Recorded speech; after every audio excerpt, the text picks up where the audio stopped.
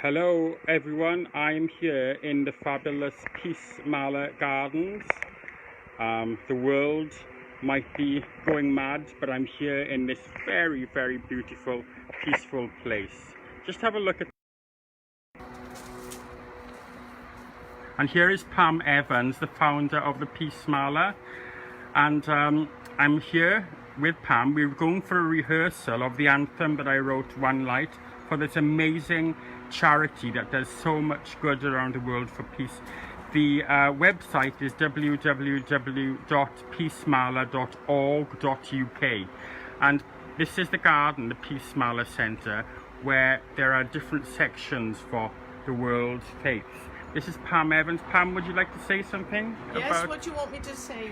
Well, about this beautiful garden and the work you do. Okay. Well, the garden has different energies, which respects all of the cultures and faiths of the world.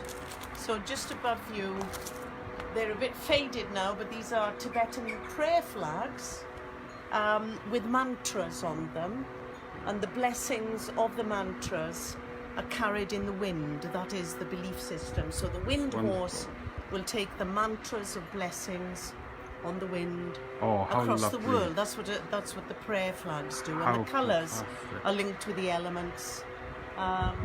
Beautiful. So that's the prayer flags. Round the corner here, we have a little shrine. We haven't lit his candles this morning, but this is St. Francis of Assisi, who is very, very dear to Peace Mala and to all the children involved. And then if we go over this other end, you will see, in honor of Zen Buddhism, a stone garden.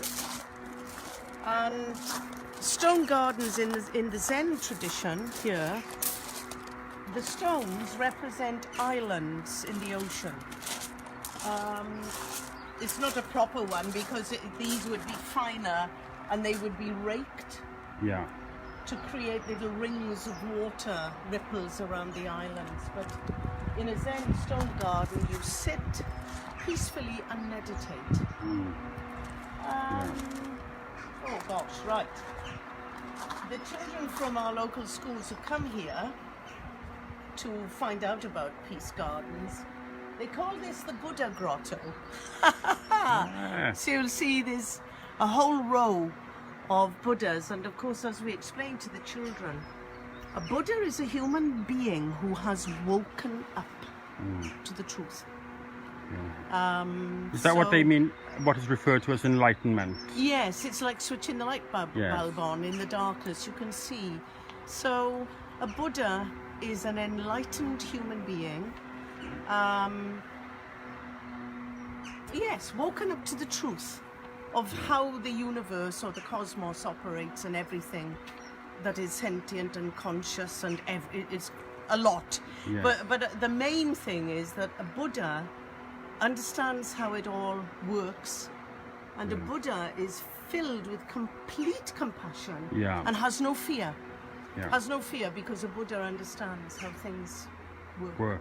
So if we come further along, there are lots of Buddhas here, and I remember when we opened the centre in 2004, I believe it was, a Tibetan geshe was walking with me, and I was suddenly conscious that we have so many Buddha statues, rupas, and I said, oh, too many Buddhas.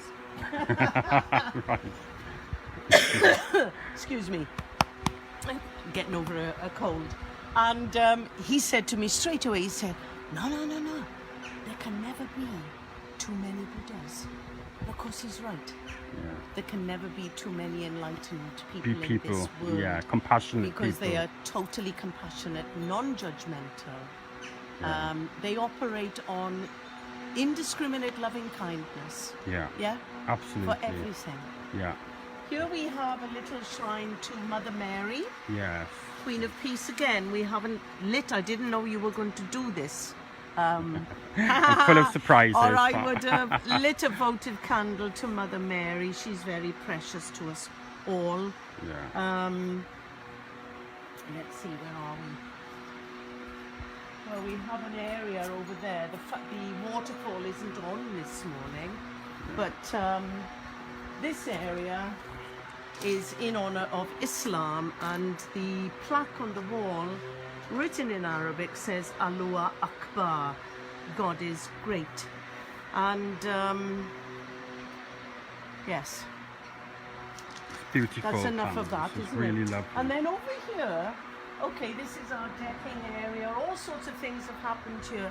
I think every Lord Mayor of the city and county in Swansea has been here at some point in time for different things that have happened with Peace Marla and the schools. Yeah, yeah. Under here is a very special area. Yeah. Oh, I've been enjoying Now sitting this here this morning. It's really lovely.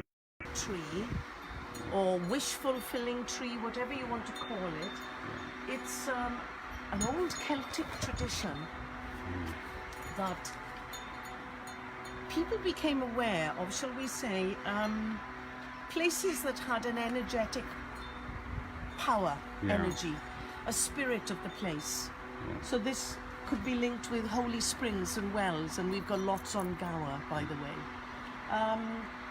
And they would come to the place, and the nearest bush or tree to the holy well or spring, they would tie a piece of rag or something in the tree or the bush, and they would ask the spirit of the place to give them a blessing or ask for healing, goodness knows, all sorts of things.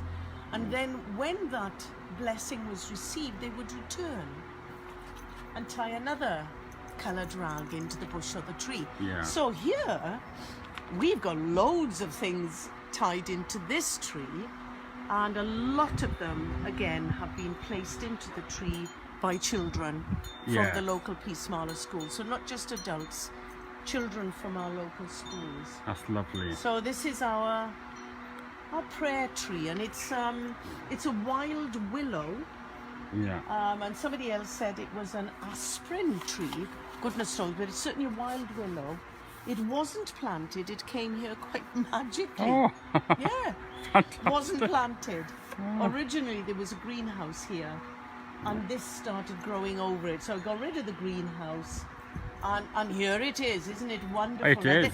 This tree has been blessed by a druid and in ceremony, and he says that this tree is the guardian spirit, the guardian of the Peace Garden and of the Peace Marla Centre and everything surrounding here. So it's rather lovely. That is, and it feels just so beautiful It is. to be I here. mean, if you sit under this tree, you get a wonderful sense of peace. You do. Round the corner, half hidden, you will find Gaia, Mother Earth. Here she is, who is really worrying about us lot and what we are doing to each other and to our planet. So we are living in a very unsettling time in human history. It is. It's a very worrying time. It is, yeah. And I think, Lee, that is where Peace Marla has so much to offer, especially children and young people. You know, the project is producing wonders. Oh, it is, and there's so many exciting things happening now. You know, I think people are realizing that the answer isn't in division and claiming there's only one way. No. The world has to come together. We do. You know, we are one. Yeah. It's when people realize that we're all interconnected. Everything is interconnected energetically. Yeah. Everything is vibrational energy. Yeah. And if we can raise that energy to be positive. Yeah. Positive. Absolutely. And that's just a fantastic message to end on. Thank you, Pam. I'm having such a wonderful time. I can't believe I've got to go back tomorrow, but I love being with you, and being part of this project is a real blessing in my life. You're always welcome here. Thank you. Know that. Thank you. Bless you. That means a lot. Thank you, Pam. Thank you. Yeah.